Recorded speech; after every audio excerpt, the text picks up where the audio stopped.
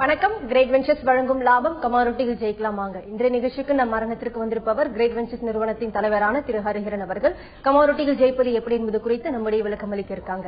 நேர்களை நீங்கள் செய்ய வேண்டியவை டிவி ஸ்கிரீன்ல பிளாஷ் ஆகிட்டு இருக்க இந்த நம்பருக்கு டயல் செய்து உங்கள் கேள்விகளை கேட்கலாம். வாங்க நிகழ்ச்சிக்கு போகலாம். வணக்கம் சார். கடந்த வாரம் வெள்ளி என்று மார்க்கெட் மூவ்மெண்ட் எப்படி இருந்தது? சனிக்கிழமை வந்து செமினார் ஃபீட்பேக் எப்படி சார் இருந்தது? ரெஸ்பான்ஸ் எப்படி இருந்தது? இல்ல இது கடந்த வாரம் வந்து நம்ம ரெகுலரா சொல்லிட்டே இருப்போம், கோல்டோ இல்ல எந்த ஒரு கமாடிட்டியுமே ஓரிரு நாட்கள், ஃபார் எக்ஸாம்பிள் $1,280 கீழே $1,280 கீழே மார்க்கெட் 2 நாள், ஒரு நாள் இல்ல 2 நாளும் முடிவடைஞ்சாதான் மார்க்கெட் வீக்குன்னு சொல்லுவேன். நிறைய பேர் கேட்டிருக்காங்க, ஏன் வந்து 2 நாள் சொல்றீங்க, ஒரு நாள் பிரேக் ஆனாதான் எப்போதுமே அப்படின்னு. நம்ம கடந்த வாரம் எடுத்து பார்க்கலாம். ஒரு நாள் $1,280 கீழே பிரேக் ஆகி 1,276 மார்க்கெட் செட்டில் ஆச்சு. பட் அதனை அடுத்த நாள் மறுபடியும் 1,280 மேலதான் முடிஞ்சு. அகைன் வெள்ளிக்கிழமை $1,280 பக்கம் முடிவடைஞ்சிருக்கு. இன்னைக்கு மார்னிங் ஓப்பனிங்ல இருந்து ஜஸ்ட் ஒரு $2 தான் இறங்கி இருக்கு. ஸோ பெரிய ஃபால் எதுவுமே இல்லை. இன்கேஸ் இன்னைக்கும் மறுபடியும் நாளைக்கு இந்த 2 நாள் 1,280 கீழே இறங்கி செட்டில் ஆச்சு அப்படின்னா நம்ம வந்து மார்க்கெட் வீக் அப்படின்னு சொல்லிட்டு ஒரு ஷார்ட் போனாலும் ஒரு $8 பக்கம் ப்ராஃபிட் எடுக்கலாம். இல்லைன்னா இப்ப இந்த இடத்துல பை பண்ணிட்டு ஸ்டாப் லாஸ் ஒரு $4 வச்சு ட்ரேடிங்கும் பண்ணலாம். நம்பர் 1. அதுக்கடுத்து இந்த வாரம் கோல்டை பொறுத்தவரை முக்கியமாக இசிபி மீட்டிங் இருக்கு. அதுவும் இல்லாம இன்னைக்கு நாளைக்கு யூஎஸ்ல ஹோம் சேல்ஸ் டேட்டாவோட நியூஸும் வெளியாக இருக்கு. அதுக்கடுத்து மற்றொரு எக்கானமி டேட்டாவும் வெளியாக இருக்கு. இன்ட்ரெஸ்ட் ரேட் ஹைக் வந்து கண்டினியூ பண்ணலாமா வேண்டாமா டிசிஷனும் வந்து இருந்துட்டு இருக்கு. But mostly interest rate continue பண்ற மாதிரி தான் இருந்துட்டு இருக்காங்க. அது மட்டும் இல்லாம உக்ரைன் ரஷ்யா பிரச்சனை ஓரளவுக்கு தீர்வுக்கு வராமதையும் இருந்துட்டு இருக்கு. ஸோ இதெல்லாமே வந்து கோல்டுக்கு பாசிட்டிவா இல்லை. ஸோ அதாவது நெகட்டிவ் நம்ம எடுத்துக்கவே வேண்டாம்.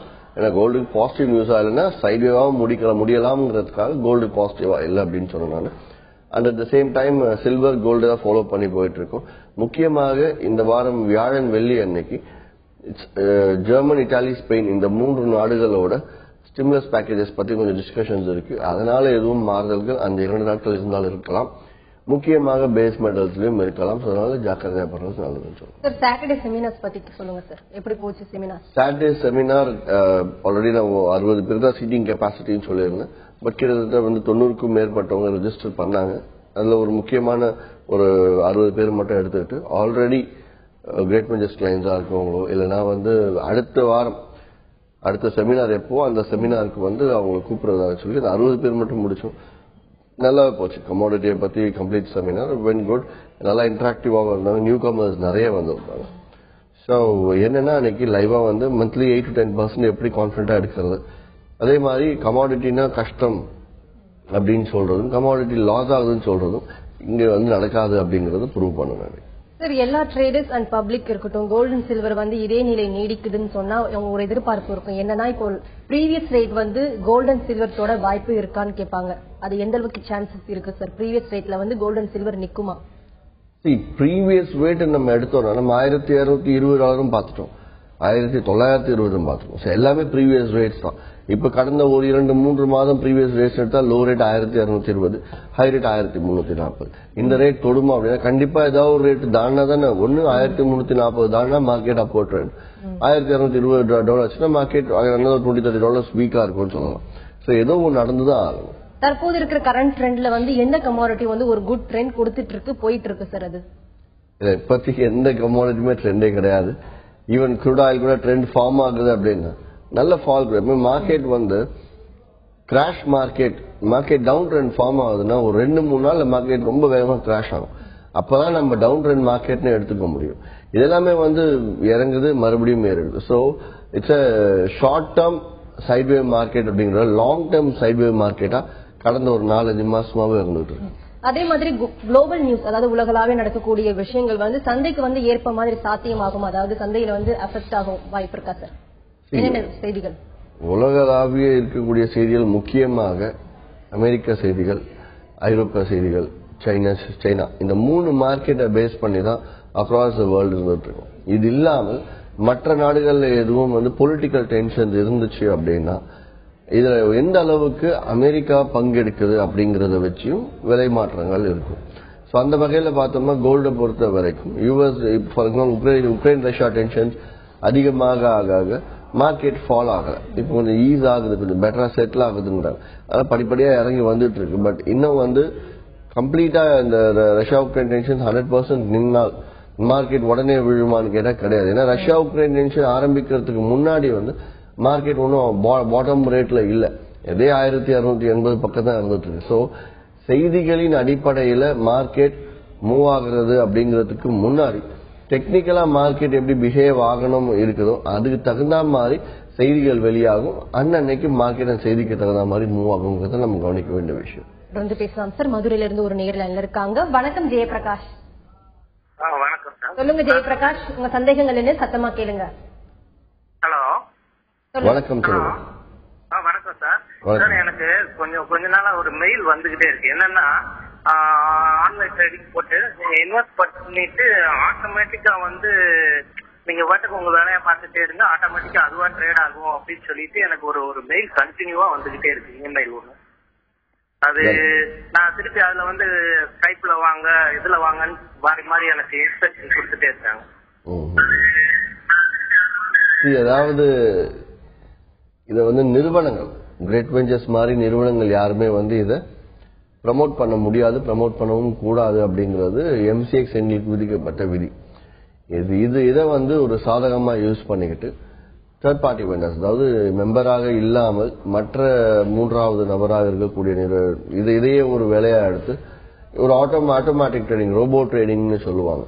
ரோபோ ட்ரேடிங் அப்படின்னா அதாவது அல்காரிதமிக் ட்ரேடிங்னு சொல்லுவாங்க. ரோபோ ட்ரேடிங்னா ஒன்றும் கிடையாது, ஜஸ்ட் ஒரு சின்ன அப்ளிகேஷன். அந்த அப்ளிகேஷன் என்ன பண்ணும்னா சார்ட்ல இருக்கக்கூடிய ஃபார்முலா, அந்த ஃபார்முலா வந்து இது வந்து ஒரு பெரிய ஒரு விஷயம், சொல்ல வேண்டியது அவ்வளவு ஈஸியா சொல்லவே முடிக்க முடியாது. ஆனால் இதுல வந்து உங்க பணம் நஷ்டம் அட்லாஸ் அல்டிமேட்டா உங்க பணம் நஷ்டமாகக்கூடாது அப்படின்னா அதுக்கு முக்கியமான விஷயம் என்னன்னா, ஒன்னு அதுல கொடுத்திருக்க ரேட்ஸ் 100% லைவா இருக்கா அப்படின்னு பார்க்கணும். ரெண்டாவது அதுல கொடுத்திருக்கக்கூடிய ஃபார்முலா எந்த அளவுக்கு லாபத்தை கொடுத்திருக்கு அப்படிங்கறதையும் பார்க்கணும், லாபம் கொடுக்குதான்னு பார்க்கணும்.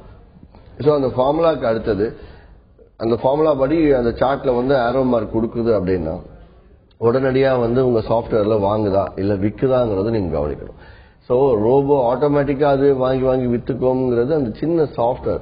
பட் எல்லாத்துக்கும் மேல முக்கியமான விஷயம் டேட்டா 100% லைவா, அந்த ஃபார்முலா எந்த அளவுக்கு உங்களுக்கு ஃபார்முலான்னு எடுத்தா 100க்கும் மேற்பட்ட ஃபார்முலா இருக்கு. உங்களுக்கு கொடுத்திருக்க ஃபார்முலா லாபத்தை தான் கொடுக்குதா இல்ல நஷ்டத்தை தான் கொடுக்குதா அப்படிங்கறத நீங்க கவனமா கவனிச்சு அதுக்கு அப்புறம் தான் நீங்க அதை செயல்படணும். ஏன்னா robo trading application just like that கொடுக்கலாம் அப்படின்னு சொல்லிட்டு சொல்றதுனால உங்களுக்கு வந்து அட் லாஸ்ட் ஃபார்முலா சரியில்லைன்னா ஆட்டோமேட்டிக்கா வாங்கி நஷ்டம் பண்ணா பரவாயில்லையா, இல்லையே ஆட்டோமேட்டிக்கா வாங்கினாலும் சரி இல்ல மேனுவலா செஞ்சாலும் சரி லாபம் தான் வரும். லாபமோ நஷ்டத்துக்கும் முக்கியமான விஷயம் அந்த ஸ்ட்ராட்டஜி ஃபார்முலா சொல்லுவோம். ஃபார்முலா மேல கரெக்டா உங்க கவனத்தை செலுத்தி அது ஒழுங்கா இருக்கான்னு பார்த்துட்டு ஓகேன்னா உங்களுக்கு பிடிச்சிருந்தா நீங்க அதை செஞ்சுக்கலாம். தொடர்ந்து பேசலாம் சார். பெங்களூர்ல இருந்து ஒரு நேர்ல இருக்காங்க. வணக்கம் விஜயகுமார். வணக்கம் விஜயகுமார். வணக்கம் சார். வணக்கம் விஜயகுமார். சார் இன்னைக்கு சில்வர் லெவல்ஸ் கொஞ்சம் கொடுக்க முடியுங்களா? அப்புறம் ஓபன் இன்ட்ரெஸ்ட் அண்ட் வால்யூம் பத்தி எனக்கு சார்ட் சொல்லி தரேன் அப்படின்னு ஒரு 10 நாளா கேட்டுட்டு இருக்கீங்க. ஓபன் இன்ட்ரெஸ்ட் வால்யூம் பத்தி உங்களுக்கு சார்ட் என்னென்ன டவுட் இருக்கோ எல்லா டவுட்டுமே ஃபுல் லிஸ்ட் எடுத்துக்கோங்க. ஏன்னா நான் சார்ட்டை பொறுத்தவரையில ஒரே நாள் தான் காட்டணும். சோ ஃபுல் லிஸ்ட் எடுத்துக்கோங்க. நீங்க சென்னைக்கு ஒரு நாள் நேரடியா வரலாம். வந்தீங்கன்னா உங்களுக்கு ஜஸ்ட் ஒரு 10 நிமிஷத்துலயே முடிஞ்சிடும் வேலை. ஏன்னா சார்ட்டுங்கிறதுக்கு இங்க தனி செட்டப்பே கிரியேட் பண்ணணும். லைக் வேற லேப்டாப் எல்லாமே வந்து நான் முன்கூட்டியே ஆர்கனைஸ் பண்ண வேண்டிய இருக்கிறதுனால உங்களுக்கு தேவை இந்த ஓப்பன் இன்ட்ரெஸ்ட் இதுவும் நான் தாராளமா நாளைக்கே கூட காட்டிடுறேன். ஆனால் நீங்க முக்கியமா வந்து உங்களுக்கு என்னென்ன டவுட்ஸ் இருக்கோ எல்லாம் ஒரு இமெயில் அனுப்பிச்சீங்கன்னா எங்க ஆபீஸ்ல இருந்து உங்களுக்கு கூப்பிட்டு மொத்தம் எக்ஸ்பிளைன் பண்ணிடுவாங்க. சில்வர் ரேட்ஸ் பத்தி கேட்டிருந்தாரு.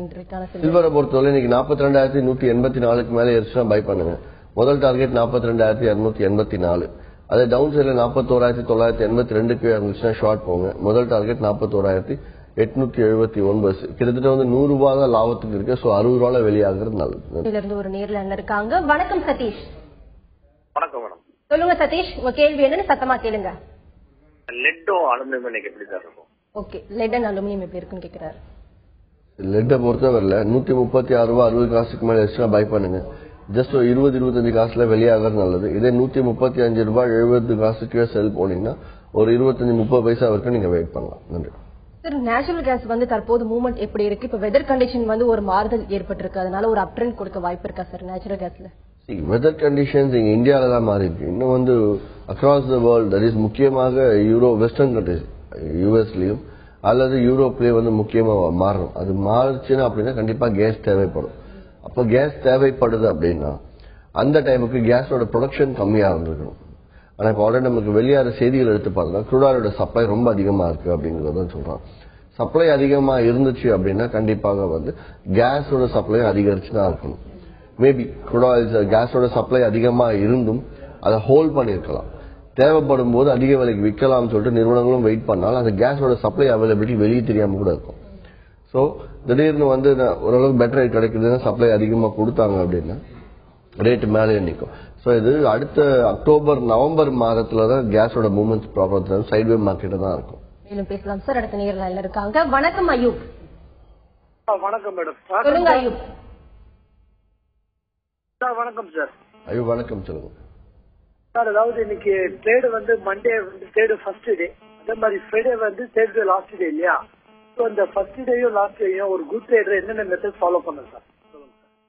நியூ ட்ரேடர் எப்பவுமே வந்து ஃபர்ஸ்ட் டே ஃபார் எக்ஸாம்பிள் இன்னைக்கு வெள்ளிக்கிழமை மார்னிங் மார்க்கெட் திங்கட்கிழமை மார்னிங் மார்க்கெட் பெரிய அளவுல மூவ்மெண்ட் இருக்காது. மதியம் நம்ம இந்திய நேரத்தின் படி 1-2 மணிக்கு லண்டன் மெட்டல் எக்ஸ்சேஞ்ச் இன்வென்டரி வந்ததுக்கு அப்புறம் தான் மார்க்கெட் மூவ்மெண்டே தெரியும். சோ அப்ப கூட பேஸ் மெட்டல்ஸ் மூவ்மெண்ட் தான் இருக்கும். அதனை அடுத்து ஈவினிங் 6 மணிக்கு தான் யூஎஸோட மார்க்கெட்டே ஓபன் ஆகும். சோ ஈவினிங் 6 மணிக்கு மேலதான் ஆக்சுவலா மண்டே மார்க்கெட்டே ஓபன் ஆகுது. மதியம் 1:30 மணிக்கு லிட்டில் பிட் அந்த பேஸ் மெட்டல்ஸோட மூவ்மெண்ட்னால மற்ற மார்க்கெட்ஸ் லைட்டா வந்து மூவ்மெண்ட் ஆகலாம். சோ இந்த ஃபர்ஸ்ட் 2-3 ஹவர்ஸ் வந்து பெரிய மூவ்மெண்ட் இல்லை. ஆனால் இந்த 2-3 மணி நேரமும் கிரேட் வெஞ்சர்ஸ் லெவல்ஸ் யூஸ் பண்ணி நீங்க ட்ரேட் பண்ணியே முடிச்சிடலாம். அதே நான் கிட்டத்தட்ட வந்து 20 லைவ் ட்ரேடிங் செஷன்ல 16-17 செஷன் நான் திங்கக்கிழமை தான் பண்ணியிருக்கேன். திங்கக்கிழமை லாபம் கொடுத்துருக்கேன். ஸோ ஸ்லகிஷ் மார்க்கெட்லயும் மூவ்மெண்டே இல்லாத மார்க்கெட்லயும் லாபம் எடுக்கலாம். நம்பர் 1. இரண்டாவது, வெள்ளிக்கிழமை அன்னைக்கு நீங்க வந்து ட்ரேடிங் என்னென்ன ஓபன் பொசிஷன்ஸ் இருக்கோ அதை க்ளோஸ் பண்றது நல்லது. வெள்ளிக்கிழமை அன்னைக்கு கேரி ஃபார்வர்ட் பண்ணீங்கன்னா இப்ப வார இறுதியில சனி ஞாயிறு அன்னைக்கு என்ன வேணாலும் மாறுதல் நடக்கலாம். ஃபார் எக்ஸாம்பிள் இப்ப நேற்று வந்து உக்ரைன் ரஷ்யா பிரச்சனை கொஞ்சம் சுமூகம்னு ஞாயிற்றுக்கிழமை அன்னைக்கு வெளியாகுது. சோ அந்த செய்தி வெளியாகும் போது திடீர்னு திங்கட்கிழமை மார்னிங் மார்க்கெட் பெரிய பெரிய மூவ்மெண்ட்ஸ் நம்ம கிடைக்கலாம். அதனால வெள்ளிக்கிழமை மார்க்கெட் என்னென்ன ஓபன் பொசிஷன்ஸ் அதை க்ளோஸ் பண்ணிக்கிறது நல்லதுன்னு சொல்லுவோம். மேலும் பேசலாம் சார். திருச்சியில இருந்து ஒரு நேரில் இருக்காங்க. வணக்கம் நந்தகுமார். மேடம் நந்தகுமார் பேசுறேன் மேடம். பேசுங்க நந்தகுமார். மேடம் சார் ஒரு கேள்வி கேட்கணும். கேளுங்க. வணக்கம். ஹலோ வணக்கம் சார். இப்ப நந்தகுமார் சார் திருச்சியிலிருந்து பேசுறேன் சார். சொல்லுங்க சார். இது குரூட் ஆயில்ல வந்து வந்து பை பண்ணலாமா சார்? இல்ல இன்ட்ராடே கேக்குறீங்களா லாங் டேர்ம் கேக்குறீங்களா? சார் லாங்ல கேக்குறேன் சார். பொசிஷன்ல கேக்குறேன் சார் லாங்ல. இப்ப லாங் டேர்ம் நீங்க பை பண்ணா crude oil இப்ப ரேட் வந்து $96 பக்கம் போயிட்டு இருக்கு. பை பண்ணலாம். ஆனா ஸ்ட்ராங்கான ஸ்டாப் லாஸ்னா $89 கீழே, இல்ல ஒரு மிடில் லெவல் ஸ்டாப் லாஸ் $92 கீழே மார்க்கெட் ஒரு நாள் 2 நாள் முடிவடைஞ்சது அப்படின்னா நீங்க ஸ்டாப் லாஸ் போட்டு வெளியாகலாம். அது வரைக்கும் நீங்க அந்த பை வேணாலும் ஹோல்ட் பண்ணிக்கலாம். பட் $4 to $5 அப்படிங்கிறது 240 $300 வரைக்கும் ஸ்டாப் லாஸ். இதை மைண்ட்ல வச்சு நீங்க ஹோல்ட் பண்ணலாம். ஹோல்ட் பண்ணி அதே $300 எடுக்க முடியுமான்னு கேட்காதீங்க. நான் சொல்ற ஸ்ட்ராங்கான ஸ்டாப் லாஸ் அப்படின்னு ரொம்ப தள்ளி போயிருக்கு. ஆனால் நீங்க லாபம் 100-150 லாபத்தை வச்சு ட்ரேட் பண்ணலாம். நன்றி சார். கரன்சி அண்ட் கமாடிட்டிக்கு வந்து என்ன லிங்க் இருக்கு? கரன்சியை சார்ந்து வந்து கமாடிட்டில வந்து பிரைசஸ் சேஞ்ச் ஆகுமா சார்? இப்ப கரன்சி வந்து இன்க்ரீஸ், இப்ப ரேட் வந்து இன்க்ரீஸ் ஆச்சுன்னா ஹை கொடுத்ததுன்னா கமாடிட்டில வந்து என்ன மார்க்கெட்ல வந்து மாறுதல் ஏற்படுமா? ஏதாவது எந்த ஒரு கமாடிட்டியா இருந்தாலும் பணம் கொடுத்தா வாங்கணும். அந்தந்த நாடு அந்த நாட்டோட பணத்தை கொடுத்தா வாங்கணும். ஸோ பேசிக்காவே கரன்சி டிபெண்டன்சி கமாடிட்டிக்கு இருக்கு. நம்பர் 1. ரெண்டாவது, அப்படி கரன்சி அப்படின்னா நம்மளோட லோக்கல் கரன்சி இப்ப இந்திய ரூபாய் வந்து $61 போயிட்டு இருக்கு ஃபார் எக்ஸாம்பிள். அப்படின்னா $64 ஆச்சுன்னா இந்திய ரூபாய் ரொம்ப பலகீனமா இருக்குன்னு அர்த்தம். அதே $61 இருந்து $58 அந்த விலை குறைஞ்சிருக்கு, $58 வந்திருக்குன்னா இந்தியாவோட ருபி ஸ்ட்ராங்கா இருக்குன்னு அர்த்தம்.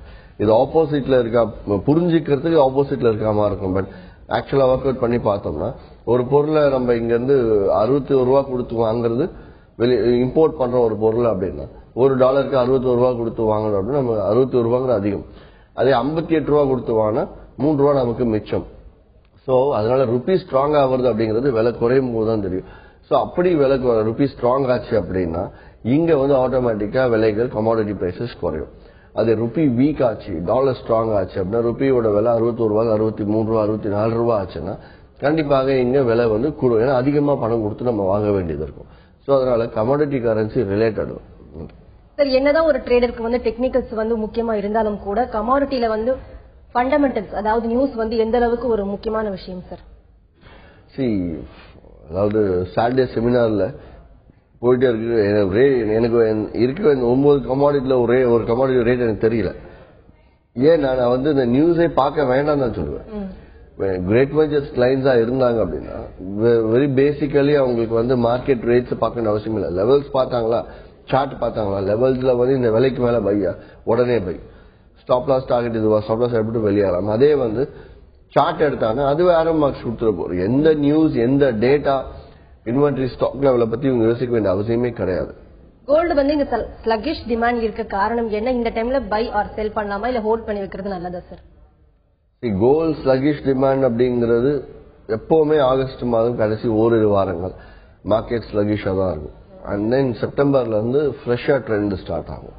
அது மட்டும் இல்லாமல் இப்போ இந்த உக்ரைன் ரஷ்யா டென்ஷன்ஸ் ஒரு பக்கம், காசா, ஈராக், அமெரிக்கா இந்த பிரச்சனைகள்லாம் இருந்ததுக்கு கோல்டு பெரிய அளவுல மூவ்மெண்ட்டை கொடுத்துருக்கும், க்ரூட் ஆயிலும் கொடுத்துருக்கும். பட் எதுவுமே மூவ்மெண்ட் கொடுக்கல. பிகாஸ் ஃபியூச்சர் கான்ட்ராக்ட்ஸ்ல யூஎஸ்லயும் சரி மற்ற நாடுகளையும் பெரிய அளவுல வந்து இன்வெஸ்டர்ஸ் பங்கெடுக்கல. இந்த கடைசி வாரம் எல்லாம் ப்ரிப்பேர் ஆவாங்க. முதல் வாரத்துல மார்க்கெட் மூவ்மெண்ட்ஸ் நல்லா இருக்கும். அப்பதான் ட்ரெண்டே நமக்கு கிடைக்கும். சார் காப்பர் வந்து தற்போதைய ட்ரெண்ட்ல வந்து ஒரு ஃபால் கொடுத்திருக்கா இல்ல சேம் ட்ரெண்ட்ல இருக்கா? இப்ப தற்போது என்ன பேஸ் மெட்டல்ஸை பொறுத்தவரை இப்ப ஜியோ பொலிட்டிக்கல் டென்ஷன் கொஞ்சம் பெட்டரா இருக்கு அப்படிங்கறதுனால அந்த யூஎஸ் எக்கானமி பிரைஸ் ஹைக்கும் இன்ட்ரெஸ்ட் ரேட் ஹைக் பண்ணலாங்கிறது சொல்லியிருக்காங்க. ஸோ இதை பேஸ் பண்ணி கொஞ்சம் எக்கானமி பெட்டர் ஆச்சு அப்படின்னா பேஸ் மெட்டல்ஸ் டிமாண்ட் வந்து கொஞ்சம் பிரைசஸ் மேல போறதுக்கு சான்சஸ் இருக்கு. மற்றபடி பேஸ் மெட்டல்ஸ் பிரைசஸ் இறங்கறதுக்கான பெரிய நியூஸ் எதுவும் கிடையாது. ஒரு நேரில் இருக்காங்க. வணக்கம் சந்திரசேகர் சார். வணக்கங்க சார். சொல்லுங்க சந்திரசேகர், உங்க கேள்வி கேளுங்க சார். இன்னைக்கு குரூட் லெவல் எப்படி சார் போயிட்டு சார்? கூட பொறுத்த வரைக்கும் இன்னைக்கு 5749 மேல போச்சுன்னா பை பண்ணலாங்க. முதல் டார்கெட் 5778, கிட்டத்தட்ட வந்து 28 ரூபா 30 ரூபா லாபத்துக்கு இருக்கு. பட் இருந்தாலும் 12 ரூபா லாபத்துல நீங்க வெளியாகிறது நல்லது, அதிகபட்சம் சொல்றேன். அதே சேல் சைட்ல 5704 ரூபாய்க்கு செல்லிங் போகலாம். முதல் டார்கெட் 5687 இருந்தாலும் 10 ரூபா லாபத்துல செல்லிங்ல 10 ரூபாவும் பையிங்ல 12 ரூபா நீங்க வெளியாகும். நன்றி சார். கிரேட் வெஞ்சர் சார்பாக வந்து இப்போ மந்த்லி ஒரு 10% வந்து எடுக்கலாம்னு சொல்றீங்க, ப்ராஃபிட் எடுக்கலாம்னு சொல்றீங்க. எந்த தைரியத்துல சொல்றீங்க? ப்ராஃபிட் எடுத்திருக்காங்களா சார்? சொல்லுங்க சார். இல்ல என்ன கட்ஸ்ல சொல்றேன் அப்படின்னா நான் ப்ரூவ்டு ஸ்ட்ராட்டஜிஸ் லெவல்ஸை பொறுத்தவரையில 20 நாள் நான் லைவா ட்ரேட் பண்ணி காட்டியிருக்கேன் அப்படின்னாலே that itself is a guts அவ்வளவு சொல்லலாம். ஆக்சுவலா லெவல்ஸை பேஸ் பண்ணியும் ரோபோ நான் என்னைக்கோ பண்ணி வச்சுட்டேன். கிட்டத்தட்ட வந்து ஒரு வருடத்துக்கு முன்னாடி லெவல்ஸுக்கு ஜஸ்ட் லேப்டாப்ல செட் பண்ணி வச்சுட்டு வேடிக்கை பார்த்தாங்கன்னா அதுவே எல்லாம் பைசல் பண்ணிக்கும். அதே மாதிரி இதுக்குமே வாட் இஸ் தட் அந்த நார்மல் சார்ட் பேஸ்ட் ஸ்ட்ராட்டஜிஸை பேஸ் பண்ணி ட்ரேட் பண்றதுக்கு ரோபோஸ் ரெடி பண்ணி 1-2 வருஷத்துக்கு மேல ஆகுது. ஆனால் எம்சிஎக்ஸ் எங்களுக்கு கொடுக்க கூடாதுன்னு சொன்னதுனால அப்படியே அதை நாங்கள் நிப்பாட்டி வச்சிருக்கோம். வேற ஒண்ணுமே கிடையாது. அதை தவிர்த்து இந்த ஃபார்முலாஸை பேஸ் பண்ணி போனாலே போதும். ஸோ இது நானே லைவா ப்ரூவ் பண்ணதுனால அதுக்கு மேல வேற எதுவுமே கிடையாது இல்லையா? So that is more then enough. அதாச்சும் 8-10% கம்ஃபர்டபுளா எடுக்கலாம். ஆக்சுவலா 20% எடுக்கலாம். நான் தான் கம்மியா சொல்லிட்டு இருக்கேன். மத்த நிறுவனம் வந்து இப்போ டெக்னிக்கல் சார்ட்ஸ் வந்து இப்போ அவ்வளவா கொடுக்கறது இல்ல, சார்ட்ஸ் லெவல்ஸ் கொடுக்கறது இல்ல. கிரேட் வெஞ்சர்ஸ்ல மட்டும் சார்ட் அண்ட் லெவல்ஸ் கொடுக்குறாங்க. ட்ரேடர்ஸ் மத்தியில என்ன ரெஸ்பான்ஸ் இருக்கு சார்? ரெஸ்பான்ஸ் ஆஸ் சச் பார்த்தா கிரேட் வெஞ்சர்ஸ் வந்து it's always stands for best சர்வீஸ்னு சொல்லுவாங்க. அதே மாதிரி பே அவுட்ஸ் வந்து நீட்டா இருக்கும், ப்ராப்பரா போயிட்டு இருக்கும். அண்ட் தென் ஜஸ்ட் ஒரு புரோக்கிங் ஃபேமா மட்டும் இல்லாமல் அட்வைசரி சர்வீசஸ். ஆக்சுவலா கிரேட் வெஞ்சர்ஸ் எடுத்து பார்த்தா 80% அட்வைசரி ரிசர்ச் தான், இந்த 20% தான் புரோக்கிங். ஆக்சுவலா அந்த அட்வைசரி ரிசர்ச்சையும் நான் ஃப்ரீயா என்னோட கிளைண்ட்ஸ்க்கு கொடுத்துட்டு இருக்கிறதுனால we always place in number 1 position. இதே மாதிரி கிரேட் வெஞ்சர்ஸ்ல வந்து எது வரைக்கும் பிரான்ச்சைஸ் இருக்கு, எந்தெந்த டிஸ்ட்ரிக்ட்ல வந்து மெயின் ஆபீஸ் இருக்கு? பிரான்ச்சைசிஸ் எடுத்தா எல்லா ஊர்லயும் இருக்கு. கிட்டத்தட்ட வந்து ஒரு 72 பிரான்ச்சைசிஸ் இருந்தாலும் ஆக்டிவா நல்லா ப்ராப்பரா பண்ணிட்டு இருக்கவங்க எடுத்து பாத்தீங்கன்னா ஒரு 52-53 20 பேர் பக்கம் சரியா இல்லை, 50-53 பேர் ஒழுங்கா ட்ரேடிங் பண்ணிட்டு இருப்பாங்க. அது இல்லாம 11 முக்கிய நகரங்கள்ல தமிழ்நாட்டை பொறுத்தவரை கிரேட் வெஞ்சர்ஸோட நேரடி மண்டல அலுவலகம் இருக்கு. கிரேட் வெஞ்சர்ஸ் ஹெட் ஆபீஸ்ல என்ன சர்வீஸ் கிடைக்குமோ, என்ன செட்டப் இருக்கோ அதே செட்டப் அதே சர்வீஸ் வந்து எல்லா அலுவலகத்தையும் நான் வச்சிருக்கேன். இந்த மாதிரி தொடர்ந்து பேசலாம் சார். அடுத்த நேரில் இருக்காங்க. வணக்கம் ராகவன். வணக்கம் மேடம். சொல்லுங்க ராகவன், உங்க கேள்வி என்னன்னு சத்தமா கேளுங்க. சார் வணக்கம் sir. Good morning. Good morning. Hello. Good morning, சொல்லுங்க. சார் ஒரு சின்ன கொஸ்டின் ஒன்றும் இல்லை. நீங்க கொடுக்குற சார்ட்டா இருந்தாலும் இல்ல அமி புரோக்கர் இது மாதிரி வேற சார்ட்ஸா இருந்தாலும் ஸ்ட்ராட்டஜி வந்து பெஸ்ட் ஸ்ட்ராட்டஜின்னு எப்படி சார் ஐடென்டிஃபை பண்றது? அதுதான் என் கொஸ்டின். அதாவது ஸ்ட்ராட்டஜிஸை பொறுத்த வரைக்கும் கிரேட் வெஞ்சர்ஸ்ல எங்களோட சூப்பர் ட்ரெண்ட்ஸ்னு ஒரு ஸ்ட்ராட்டஜி கொடுத்துட்டு இருக்கேன். இப்போ உங்களுக்கு ஏதாவது ஸ்ட்ராட்டஜி பிடிச்சிருக்கு, எனக்கு இந்த ஸ்ட்ராட்டஜில எனக்கு பைசல் இண்டிகேட்டர்ஸ் கொடுங்க நீங்க கேட்டீங்கன்னாலும் அதையும் நாங்க செஞ்சு தருவோம். ஸோ எப்படி அந்த ஒரு ஸ்ட்ராட்டஜியோட பெர்ஃபார்மன்ஸ் பார்க்கணும் அப்படின்னா கிரேட் வெஞ்சர்ஸ் சார்ட்டை வாங்கிட்டு ஒரு 6 மாசம் அப்படியே ஃபுல்லா வந்து பின்னோக்கி போய் பாருங்க. பாத்தீங்கன்னா உங்களுக்கு என்ன டார்கெட்ஸ் கொடுத்துருக்கு, என்ன ஸ்டாப் லாஸ் வந்திருக்குன்னு லைவா நீங்க பார்க்கலாம். ஸோ அதை நீங்க பாத்தீங்கன்னாலே ஐடியா கிடைக்கும் ஸ்ட்ராட்டஜி ஒழுங்கா பெர்ஃபார்ம் ஆயிருக்கா, இல்ல நமக்கு இதை எடுத்துக்கலாமா வேண்டாமாங்கிற நீங்க ப்ரிப்பேர் ஆகலாம். சார், நிறைய ட்ரேடர்ஸ் அதாவது ஸ்டார்டப்ஸ்க்கு வந்து நிறைய ஆர்வம் இருக்கு, அதாவது ட்ரேடிங் பண்ணி பணம் சம்பாதிக்கணும்னு சொல்லுவீங்க. இப்ப ஸ்டார்டப்ஸ்க்கு வந்து நீங்க கொடுக்கக்கூடிய அட்வைஸ் என்ன? மிஸ்டேக்ஸ் வந்து ஸ்டார்டிங்ல நடைபெறது வந்து ஓகேவா, குட்டா? ஒரு மிஸ்டேக் ஆனா ஒரு லாஸ் ஆனாதான் அடுத்து வந்து ப்ராஃபிட் மேல லாஸ் ஆகாம ட்ரேட் பண்ணுங்கிறதே கத்துப்பாங்க. பட் கிரேட் வெஞ்சர்ஸை பொறுத்தவரையில நாள் முதல்ல இருந்தே கண்டிப்பா வந்து 90% லாஸ் ஆகாம ட்ரேட் பண்றது சாத்தியம். ஏன்னா லெவல்ஸை பார்த்தும் சார்ட்டை பார்த்தும் பண்ணும்போது ஒரு சின்ன லைவா வேணும் உங்களுக்கு தேவைப்பட்டதுன்னா கிரேட் வெஞ்சர்ஸோட மண்டல அலுவலகம் எல்லாத்துக்குமே போயிட்டு புதுசா நீங்க அக்கௌண்ட் ஓபன் பண்ணீங்க அப்படின்னா ஒரு 2 நாள் நீங்களே எனக்கு முன்னாடி நீங்க ட்ரேட் பண்ணி காட்டுங்கன்னு சொன்னா என்னோட கிரேட் வெஞ்சர் ஸ்டாஃப் எல்லாருமே உங்க எடுத்தாப்புல ட்ரேட் பண்ணி காட்டுவாங்க. ஸோ தட் ஏன்னா அவங்க அந்த லெவல்ஸ் பார்த்து தான் பண்ண போறாங்க. ஏன்னா இருக்க கிளைண்ட்ஸ் எல்லாம் லெவல்ஸ் பார்த்து எப்படி ப்ராஃபிட் எடுத்து தெரியும். So it is a proven thing. புதுசா வரவங்க கண்டிப்பா இதுல நஷ்டமாகாம லாபம் பண்ணலாம் அப்படிங்கறத ஈஸியா அதை லைவாவே தெரிஞ்சுக்கணும்னா எங்க ஆபீஸ்ல எல்லா ஸ்டாஃப் கிட்டையும் போயிட்டு டீலர்ஸ் கிட்ட போயிட்டு எனக்கு நீங்க ஃபர்ஸ்ட் ஒரு 2 நாள் நீங்களா ட்ரேட் பண்ணி காட்டுங்கப்பா அப்படின்னா ட்ரேட் பண்ணியே காட்டுவாங்க.